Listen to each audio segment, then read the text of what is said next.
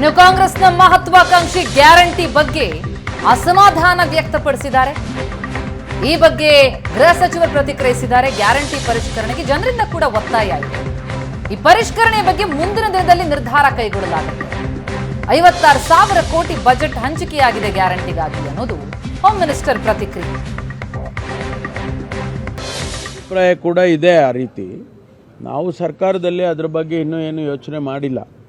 ಯಾಕೆಂದರೆ ನಾವು ಈಗಾಗಲೇ ಬಡ್ಜೆಟ್ರಿ ಅಲೊಕೇಶನ್ ಮಾಡ್ಕೊಂಡಿದ್ದೇವೆ. 56,000 ಕೋಟಿ ಬಡ್ಜೆಟ್ರಿ ಅಲೊಕೇಶನ್ ಈ ವರ್ಷಕ್ಕೆ ಮಾನ್ಯ ಮುಖ್ಯಮಂತ್ರಿಗಳು ಮಾಡಿದ್ದಾರೆ. ಹಾಗಾಗಿ ಈ ಸಂದರ್ಭದಲ್ಲಿ ಪರಿಷ್ಕರಣೆ ಮಾಡೋದು ಸಾಧು ಆಗೋದಿಲ್ಲ. ಅದನ್ನು ಮುಂದಿನ ದಿನದಲ್ಲಿ ಅದರ ಬಗ್ಗೆ ಚರ್ಚೆಗಳಾಗ್ತಾ ಇದೆ. ನಮಗೆಲ್ಲರಿಗೂ ಗೊತ್ತಿದ್ದಾಗೆ ನಮ್ಗಳ ಹತ್ರನೂ ಕೂಡ ಹೇಳ್ತಾರೆ, ಚರ್ಚೆಗಳಾಗ್ತಾ ಇದೆ. ಆದರೆ ಈ ವರ್ಷಕ್ಕೆ ಬಡ್ಜೆಟ್ರಿ ಅಲೊಕೇಶನ್ ಆಗಿರೋದ್ರಿಂದ ಅದನ್ನು ಯಾವ ರೀತಿ ನೋಡಬೇಕೋ ಅದನ್ನು ಮಾನ್ಯ ಮುಖ್ಯಮಂತ್ರಿಗಳು ನೋಡ್ತಾರೆ. ಸರ್ಕಾರದ ಹಂತದಲ್ಲಿ ಚರ್ಚೆ ಆಗಬೇಕಲ್ಲ. ಸಾರ್ವಜನಿಕವಾಗಿ ಅಲ್ಲಿ ಇಲ್ಲಿ ಯಾರು ಮಾತಾಡ್ತಾರೆ, ಆದರೆ ಸರ್ಕಾರದ ಹಂತದಲ್ಲಿ ಚರ್ಚೆ ಆಗಬೇಕಾಗುತ್ತೆ. ಜನರ ಅಭಿಪ್ರಾಯ ಕೂಡ ಇದೆ. ಆ ರೀತಿ ನಾವು ಸರ್ಕಾರದಲ್ಲಿ ಅದರ ಬಗ್ಗೆ ಇನ್ನೂ ಏನು ಯೋಚನೆ ಮಾಡಿಲ್ಲ.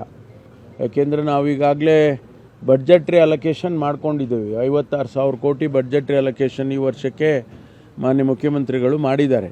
ಹಾಗಾಗಿ ಈ ಸಂದರ್ಭದಲ್ಲಿ ಪರಿಷ್ಕರಣೆ ಮಾಡೋದು ಸಾಧು ಆಗೋದಿಲ್ಲ. ಅದನ್ನು ಮುಂದಿನ ದಿನದಲ್ಲಿ ಅದರ ಬಗ್ಗೆ ಚರ್ಚೆಗಳಾಗ್ತಾ ಇದೆ. ನಮಗೆಲ್ಲರಿಗೂ ಗೊತ್ತಿದ್ದಾಗೆ ನಮ್ಗಳ ಹತ್ರನೂ ಕೂಡ ಹೇಳ್ತಾರೆ, ಚರ್ಚೆಗಳಾಗ್ತಾ ಇದೆ. ಆದರೆ ಈ ವರ್ಷಕ್ಕೆ ಬಡ್ಜೆಟ್ರಿ ಅಲೊಕೇಶನ್ ಆಗಿರೋದ್ರಿಂದ ಅದನ್ನು ಯಾವ ರೀತಿ ನೋಡಬೇಕು.